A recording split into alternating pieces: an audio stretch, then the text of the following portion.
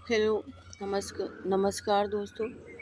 आज हम जानेंगे संस्कृत साहित्य के इतिहास के बारे में।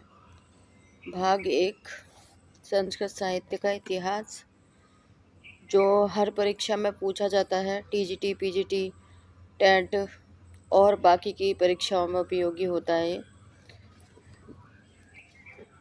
तो बिना समय गवाए हुए करते हैं आरंभ। रामायण महर्षि वाल्मीकि की कृति है।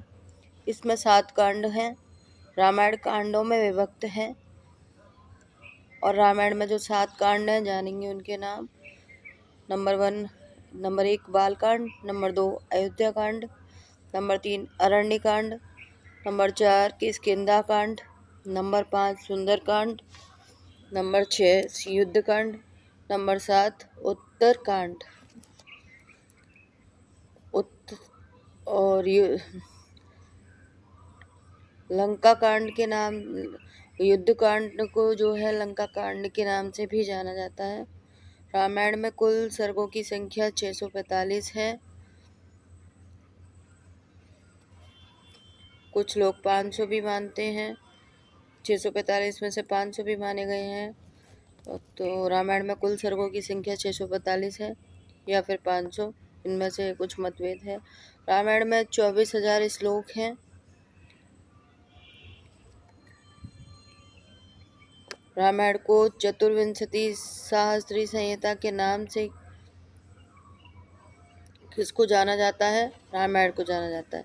सहस्त्र माने 1000, सहस्त्र का मतलब होता है 1000। रामायण के अनुसार श्लोक अनुष्टुप है। अनुष्टुप छंद का दूसरा नाम श्लोक छंद है। रामायण को आदि काव्य भी कहा जाता है। रामायण को आदि काव्य कहा जाता है। महर्षि वाल्मीकि को आदि कवि भी कहा जाता है। महर्षि वाल्मीकि को आदि कवि कहा जाता है और रामायण को आदि काव्य कहा जाता है। रामायण महाकाव्य नायक, रामायण जो महाकाव्य है उसके नायक कौन थे? श्री राम जी थे, सभी जानते हैं। नायिका सीता मैया थी और श्री राम धीरोदात्त नायक थे। धीरोदात्त सबसे अच्छी कोटि का नायक माना जाता है। नायक 4 प्रकार के होते हैं। सबसे अच्छा धीरोदात्त नायक होता है। रामायण में करुण रस होता है। रामायण में क्या था? करुण रस। एको रसः करुणमति भेदात्। रामायण में प्रसाद, ओज, माधुर्य 3 गुणों का सन्निवेश है। 3 गुण हैं। रसों की आचार्य भरत मुनि के अनुसार 8 रस माने जाते हैं। रसों की संख्या आचार्य भरत मुनि के अनुसार 8 मानी जाती है। शांत 9वां रस है जिसे आचार्य भरत मुनि स्वीकार नहीं करते। सुलभाः पुरुषा राजन् सतत प्रियवादिनः। अप्रियस्य च पथ्यस्य वक्ता श्रोता च दुर्लभः। यह सूक्ति किस ग्रंथ की है? यह सूक्ति रामायण की है। महाभारत के लेखक का नाम क्या है? आपको पता ही होगा। महाभारत के लेखक का नाम वेद व्यास है। वेद व्यास जी जो थे,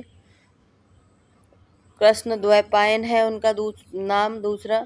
कृष्ण द्वैपायन के नाम से भी वेद व्यास जी को जाना जाता है।